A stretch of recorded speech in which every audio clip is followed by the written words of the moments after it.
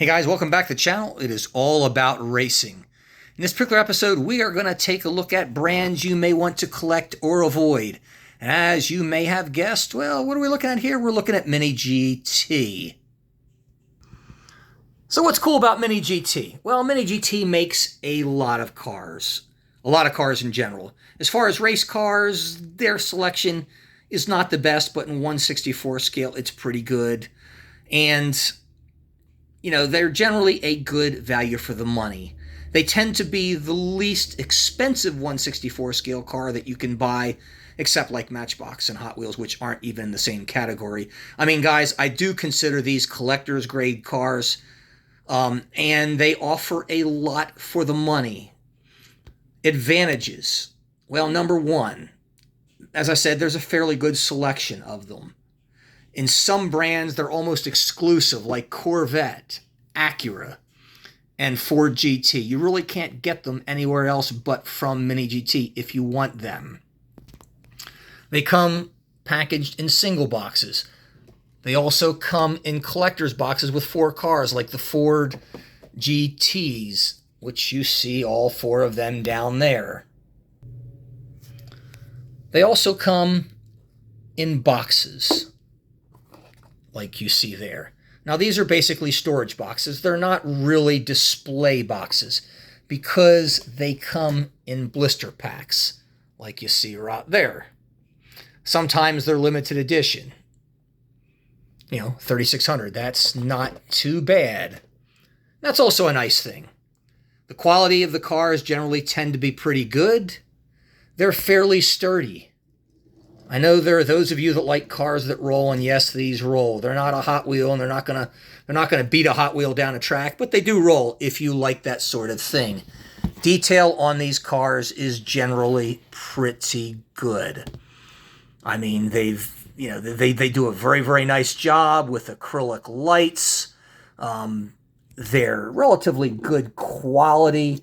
I will tell you that the rear wings tend to be among the sturdiest I've seen. In general, the mirrors, which are rubber, are generally very well applied. There are a couple exceptions. But for whole, they make a pretty nice car. Now, what are the disadvantages? Well, detail. Detail is kind of thin. They're not the most detail in the class. The wheels, well, they're just basically wheels. There's no markings on the tires. They lack antennas. They lack tow hooks. They also lack a base and an acrylic jewel cover. So if you want to display them, you need to put them in a case. They roll. I consider that a disadvantage because sometimes they're a pain in the ass to get in case or to get out because they don't sit still. They roll. Now, other disadvantages are quality control. Take this white Acura. You can see over here, if you look where I'm pointing, there's a vent there. You're all familiar with that on the Acura. It's nicely painted on this side. Well, they forgot to paint it on this side. It's just white. In this pink Acura here, I have a mirror on one side. I'm lacking a mirror on the other, and it didn't even come with a mirror. It wasn't even in the box. You can see there's a hole for it. It just wasn't there. These are quality control issues that somebody should have picked up on. Now, and then we're going to talk about what I call accuracy issues. Ford GT, really nice box set. Comes with all 4 GTs that competed in the Le Mans 2016, in which they won in class. They did a really nice job in getting the yellow windshield banner strip on the 69 car, the blue on the 67, the red on the 68, and the green on the 66. But what did they forget that would have been really simple and easy to do? Or to have colored and matching mirrors on each car, which they didn't do. Guys, it couldn't have been that hard. They got them on the Corvette. Why couldn't they do it on the Ford GTs? Again, I call this what I call a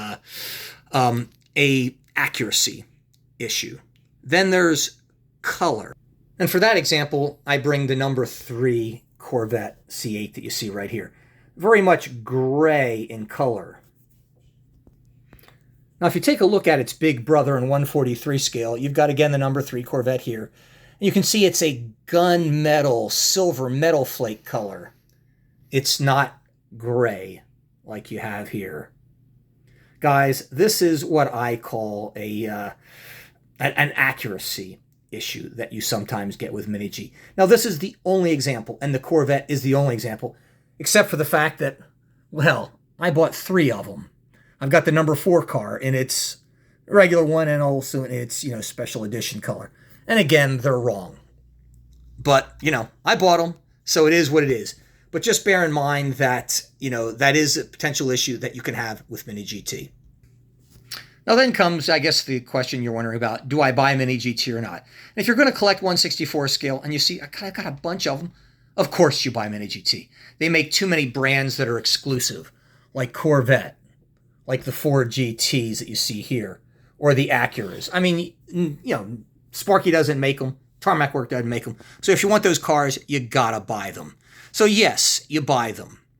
But you have other brands you can buy as well. And if you're going to collect 1/64 scale race cars, Mini GT are not going to be the only brand that you collect.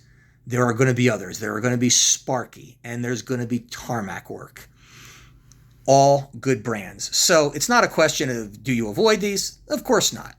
But they're probably not the only brand that you are going to collect. Thanks for watching, guys. See you next time.